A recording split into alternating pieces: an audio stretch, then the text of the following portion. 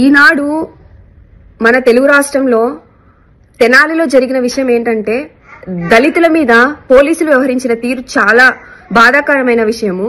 ప్రజల ముందే నడి రోడ్డు మీద దళితులని 3rd డిగ్రీ అప్లై చేసి పోలీసులు వ్యవహరించిన తీరు ఎలాగుందంటే రెడ్ బుక్ రాజ్యాంగం తీసుకుని వచ్చి ఇప్పుడు అమలు పరుస్తున్నట్లు ప్రజలందరికీ తెలుస్తోంది. ఆర్బీ ప్రకారం దేశంలో ఎక్కడా లేకోకున్నటువంటి దాష్టికాలు మన కేవలం ఆంధ్రప్రదేశ్ లోనే ఈ దళిత వర్గాల మీద జరుగుతున్నాయనేసి ఈ ఎన్సీఆర్బీ ప్రకారం తెలుస్తున్నది. ఈనాడు ఏకంగా ఈ దేశానికి రాజ్యాంగాన్ని రచించిన డాక్టర్ బిఆర్ అంబేద్కర్ గారి విగ్రహాన్ని పోలీసులతో గుచ్చడం అనేది ఎంత బాధాకరమైన విషయం అంటే ఈ యొక్క ప్రభుత్వము వీటన్నిటిని చూసి ఏం చేస్తుంది అనేది మాకు అసలు అర్థం కాకోకున్నట్టు అయిపోతుంది. దళిత ఐపీఎస్ ఆఫీసర్లని సస్పెండ్ చేసి నడి రోడ్డు మీద ఈ రోజు నిలబెట్టినారు. సునీల్ కుమార్ సంజయ్ అనే వ్యక్తిని ఈ రాజకీయ కక్షలతో ఎట్లాగా ఇబ్బంది పెడుతున్నారు అనేది ప్రజలందరికీ తెలిసిన విషయమే. ఈనాడు రాష్ట్రంలో దళితుల మీద ఎంత నీచంగా వ్యవహరించి వారి పట్ల చాలా దారుణంగా వ్యవహరిస్తున్నారు.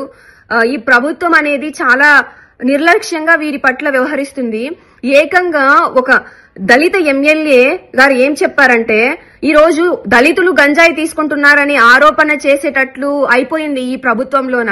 ఇది చాలా ఖండించాల్సిన విషయము. అనంతపురం జిల్లా ఉరవకొండలో దళితుల మీద జరిగిన దాడి, కర్నూలు జిల్లా ఆదోనిలో ఒక మహిళను ట్రాక్టర్ తో గుద్దేసిన ఒక విషయము, తర్వాత ప్రభుత్వం ఎమ్మెల్యే అయిన నానాజీ గారు ఒక వైద్యుడైన దళితుడిని చెంప పగలగొట్టేసి ఇది చాలా అంటే ఒక వైద్య వృత్తికే చాలా అవమానించినట్టు ఈ పరిస్థితి ఈ రోజు ఎదుర్కొంటున్నారు. ఒక దళితుడిని, అది ఒక వైద్య రంగంలో ఉండే వ్యక్తిని చెంప పగలగొట్టడం అనేది చాలా ఖండించాల్సిన విషయము.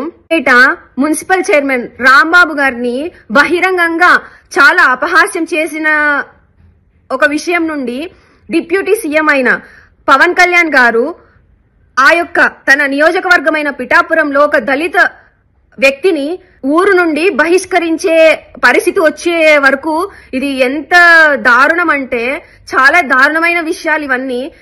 ఈ యొక్క కూటమి ప్రభుత్వం ఎందుకు ఈ దళితుల మీద ఇంతగా తక్కువ చూపుతో చూస్తున్నారు అనేది ఎవరికి అర్థం కాకుండా విషయము.